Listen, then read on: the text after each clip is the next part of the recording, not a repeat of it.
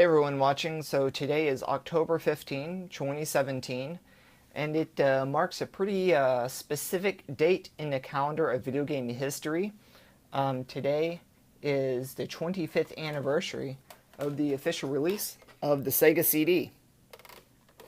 So this bad boy came out October 15th, 1992. And there had been, I think the TurboGrafx CD came out before this, and of course there was PC. So people were aware of CD-based consoles, but this was the very first CD-based console that was consumer-friendly, I guess you could say, was on the people's minds. I'd never heard of the TurboGrafx CD when that came out, and also when that came out, I didn't have a PC. The family didn't have a PC.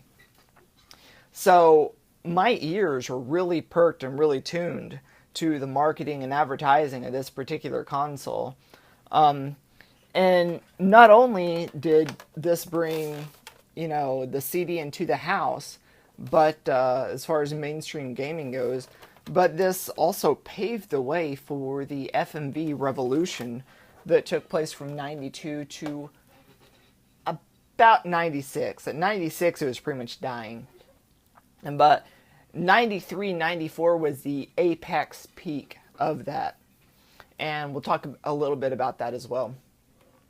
So some interesting launch titles that came with the Sega CD. First of all, we have Sega Classics 4-in-1, which has four, classic Sega games: Streets of Rage, Revenge of Shinobi, Golden Axe, and Columns.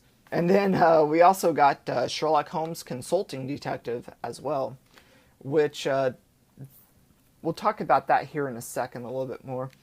And also another launch title, Soul Feast, which just was, your typical shooter, or shoot 'em up, I guess you could say.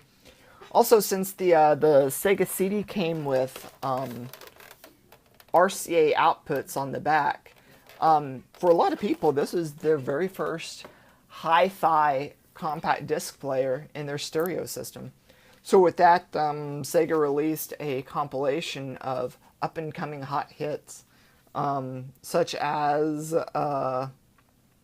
Hostile Youth by Saigon Kick, Mammal by They Might Be Giants, Fire Pile by Throwing Muses, A Girl Like You, The Wolfgang Press, and other such classics like that. Looks like it was done by Warner, and it's stereo, recorded analog, mixed analog, mastered digital. So one thing I really want to talk specifically about with the Sega CD that just absolutely blew my mind when I was a kid. In the 80s, the world was introduced to FMV technology by Don Bluth's masterpiece, Dragon's Lair. And there were a few sequels that came off of that. At the late 80s, there were two companies vying to be the first. You have Digital Pictures, and then you have American Laser Games. Digital Pictures in '87 filmed and recorded Night Trap and Sewer Shark. Unfortunately, the project they were filming those for was scrapped, and so the games were put on the shelf, which gave American Laser Games the edge, and they were able to come up with Mad Dog McCree in, I believe, 1990. That was an arcade-only release, however. And then they had Mad Dog McCree 2, and they had Crime Patrol as well, Who Shot Johnny Rock, a few other things like that. They were all, your lethal enforcer type shooters with a gun, In 1991 or 1990, Sega started doing talks of doing a CD-based system. They got in touch with Digital Pictures.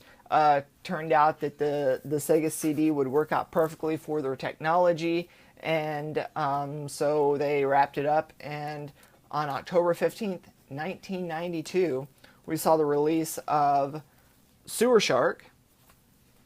We saw the release of Night Trap. We saw the release of Make My Video with NXS, which also we saw another similar release with Marky Mark. I have that, but I don't have the box. It's just a loose disc only. And then another studio with Sega came out with Sherlock Holmes, which is also another FMV game. So the Sega CD revolutionized that whole market because they were the first company to put FMV in the home. So that blew everybody's mind. That blew my mind. I remember walking into Dillard's when I was a kid and seeing Sewer Shark being played on a big screen TV, and I was just blown away. I'm like, this is a video game? How can this be a video game? Because, you know, we're used to Mario, we're used to Sonic, we're used to Kirby, we're used to Metroid, and we walk in and we see live actors, live action video. You're controlling the live action video. I was blown away. So this was my very first visual experience with FMV. And at that point I was like, I have to have this thing. I have to have this thing. There's no doubt about it. I bugged my parents for probably 3 years when Christmas, birthdays, and all that other stuff came around because I had to have a Sega CD. There was no way about it. Eventually in '95, I finally got one. Another fine example of FMV is Ground Zero. This is probably, in my opinion, the absolute greatest use of FMV. I just can't think of another game that quite nailed it like Ground Zero did. Well, Maximum Surge may have done it if it had been released. And then also one of my favorite game ideas is Fahrenheit, where you're a firefighter and you're going through various fires, putting fires out. So I thought this is a really excellent idea. There's a burning house, there's a burning hotel, and then there's a hazmat situation at a university you have to take care of. Also, the Sega CD was kind of interesting because, as far as I know, it was the very first home system that had a memory card. Because all the other home systems required cartridges.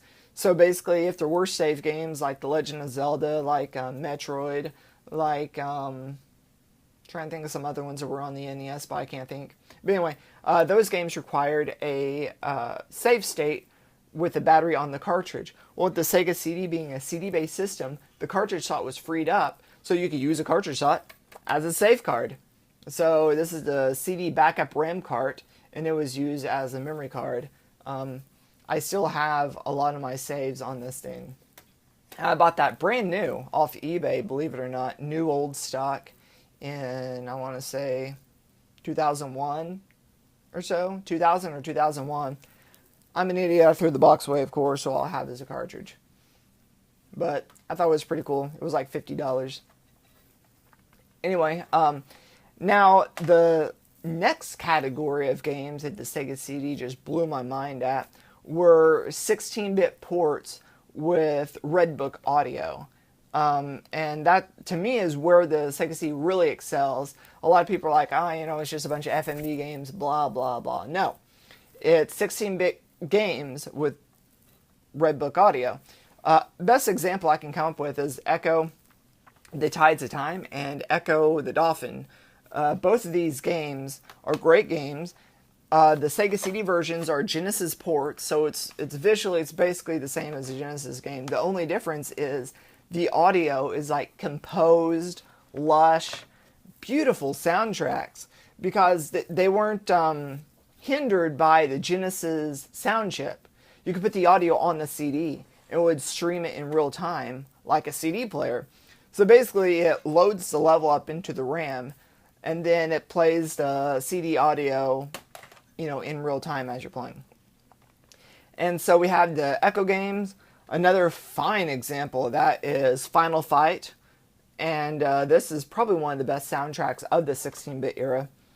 Another fantastic example of that is Lethal Enforcers.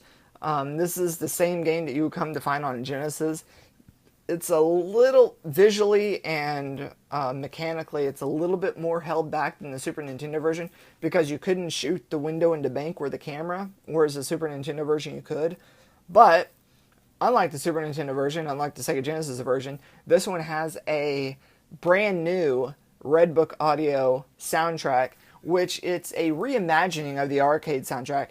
I wish that they would have done a direct one-to-one of the arcade soundtrack.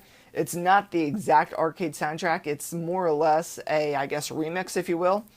You can look on my channel. I might leave a description of the comparison of all the Lethal Enforcer soundtracks. It's kind of interesting. And the third category I want to talk about are Sega Cd Exclusives. These are just a couple that really stand out. I mean, yeah, there's a lot of exclusives on the console. You know, if we take out the FMV games and whatnot, there's still a lot of exclusives. But they were kind of, you know, whatever. And they were typical, you know, ones you would come to typically think like Sonic CD. Of course, that's exclusive. You know, kind of find out on the other consoles, blah, blah, blah. But one of my favorite ones is Panic. This game is so weird. Basically, you're a little kid. There's a virus that's infected the entire world. And so your job is to go through like 200 and some rooms. And basically, you just pick the right button. It brings up a design on the screen. And then you just go through and pick a button. And if it's the right button, you go to the next room. If it's the wrong button, some sort of glitch or malfunction happens. It's so wacky, but it's ridiculously fun. And also another one is Jurassic Park Cd. This is by far the absolute most unique experience of Jurassic Park that I think has ever been released on a video game console. This takes place after the events of the first movie. And your job is to go back to the park and get one egg from each species of dinosaur to bring back to Engine, I believe. Or maybe it's not Engine. To bring it back to somebody, I can't remember. Because I think Engine comes at the end. But anyway, so you're supposed to go to the island, go to each area, get an egg, and get off the island with an egg from each species. And there's a lot of puzzles. There's a lot of situations where you go to a certain area and it's blocked off. So then you gotta think, how am I gonna get this unblocked? Like one specific thing was you go to the Triceratops area and there's a sick Triceratops. And so now we have to think of, okay, we need to get medicine to give to the Triceratops. You get the Triceratops to move because the Triceratops is blocking the entrance to the electrical, you know, housing thing, which is where you get a key to access the Dilophosaurus area. So it's kind of interesting how they laid it out. I could play this game time and time again. It's just really brilliant the way it's laid out. It's kind of like a point and click adventure. You go to different areas. You have full 360 degree view of each of the area. So you can pan left, pan right, and get a full 360 view of the entire area. You can go into certain areas. You can come back out. It's just really brilliant the way that they laid it out. It also has video footage from Robert Backer, and he would talk about various different dinosaurs, and so it had a little bit of education too. But I don't have much else to say. I just wanted to make a quick video about the Sega CD, how important it was, how amazing the system is, and it's just a great system.